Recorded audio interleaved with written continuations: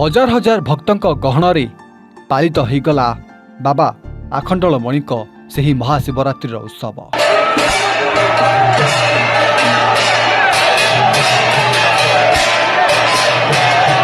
महादीप उठा जाउथाए हजार हजार भक्तंक मुहरु ओम नमः शिवाय ध्वनि रे जेमिति पूरा आरडी पीठ कंपी उठुथाए। सतरे से दृश्य एते मनलोभा थिला जे भद्रकवासी ठारु आरंभ करी सारा ओडिशावासी मनरे जेमिति उत्साह खेली जाइथिला।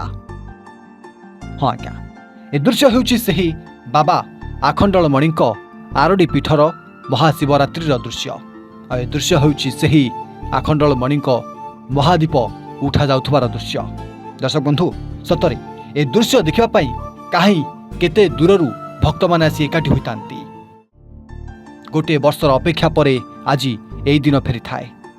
बाबा कई उत्सव पई अनेक आगरु भक्त माने सेमिति अनै रहितांती। आउ महाशिवरात्रि पड़िले टिके देखंतु केते सारा भक्तंक गहली रे बाबा को उत्सव जेमिति मना जाय थाए।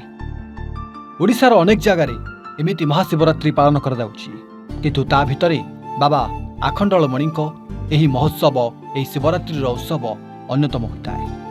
पुरातन गाथा अनुसार प्राय 300 वर्षरु ऊर्ध्व हेब बाबा आखंडलमणिक एठी महाशिवरात्रि पालन करा जाउछि। काहे कौ कालरू एठी बाबा पूजा पाई आसुछंती। आ महाशिवरात्रि रे एमिति हजार हजार भक्त एकाठी हुअंती बाबांक महाशिवरात्रि उत्सव को पालन करथांती। एही आखंडलमणि पीठ को समुदाय 4टी जिलार लोक निर्भर करती। जाजपुर, केन्द्रापड़ा, केउंझर एवं बालेश्वर लोक एवं भद्रकवासी समस्ते आसी गोटे मंदिर रे जमा होती एवं एही दिन ही भगवान को उत्सव को मनाया पई समस्ते एकाठी होइथांती। दर्शक बंधु, ए दृश्य देखि आपण जानि पारुथिबे बाबांक उत्सव रे केते सारा भक्त एकाठी होइतिले। भक्तंक मनरे केमिति बाबांक प्रति प्रेम भल पाइबा रहिछि।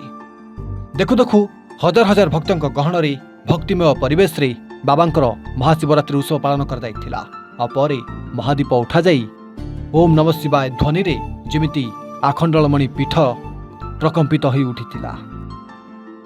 प्रथमे सकाळु सकाळु भक्त माने आसी बाबांको दर्शन करिथिले। बाबांकर कुंड पादुका आ बाबांकर प्रसिद्ध भोग घर्षण को पाइथिले।